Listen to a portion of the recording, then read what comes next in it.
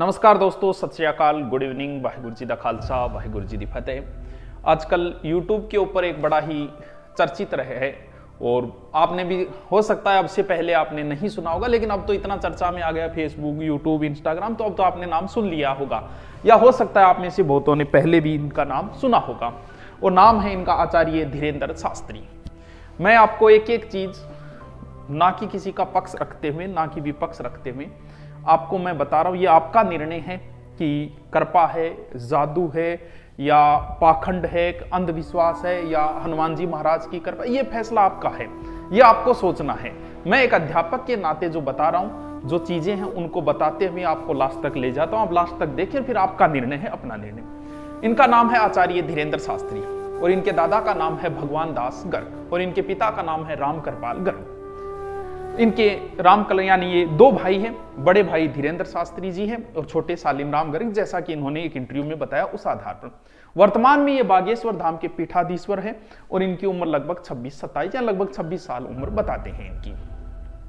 अब बात करते हैं हम बागेश्वर धाम की कि ये कहाँ है, क्या है। बुंदेलखंड आपने नाम सुना होगा, खजुराहो तो सुना ही सुना होगा जी के पढ़ने वालों में। ये छतरपुर एमपी के अंदर, उसी के आसपास में पड़ता है, छतरपुर एमपी के अंदर।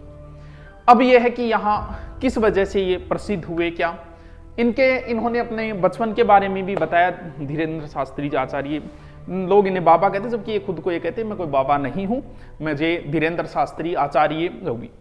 तो इन्होंने बचपन के बारे में बताया कि बड़ी गरीबी में बचपन गुजरा है और धीरे उस समय मैं राम कथा करता था या कथा करके अपना जीवन यापन करते थे परिवार का और का, इस हिसाब से।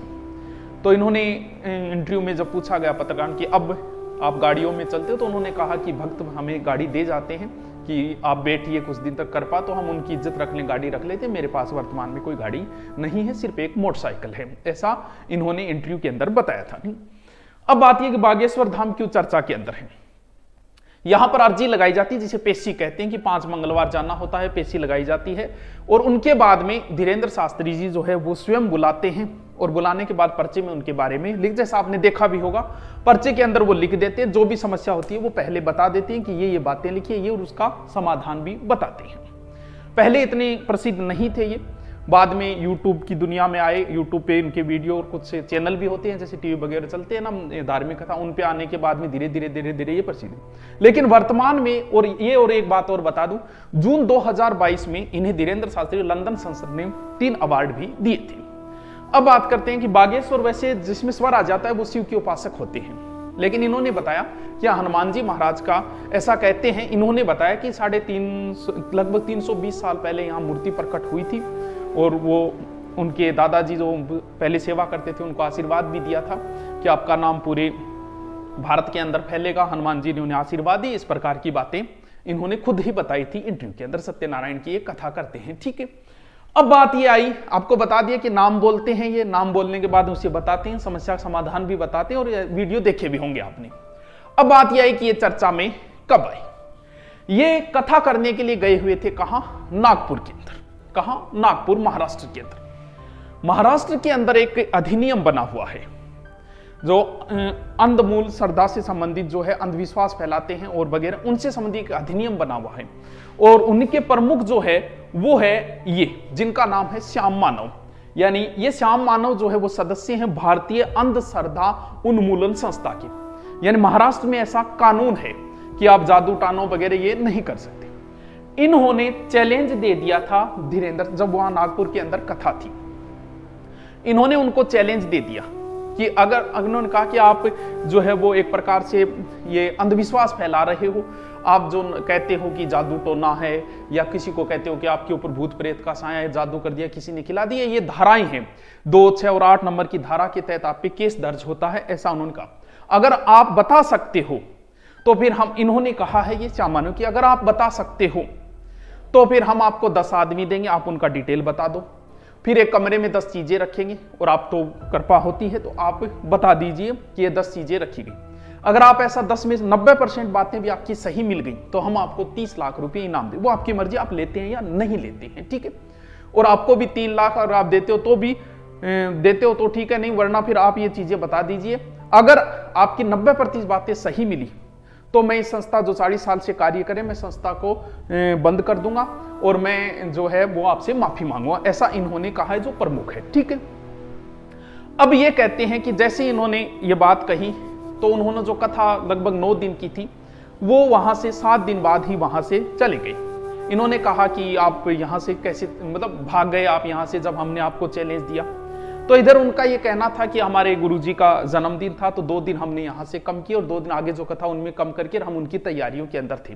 और इन्होंने कहा कि अगर आपको करना है तो कोई बात नहीं, आप आइए वहां पर और हम आपको चैलेंज का आप जो भी कर रहे हो मैं एक्सेप्ट कर रहा हूं। इस तरीके की बातें आपस में चली।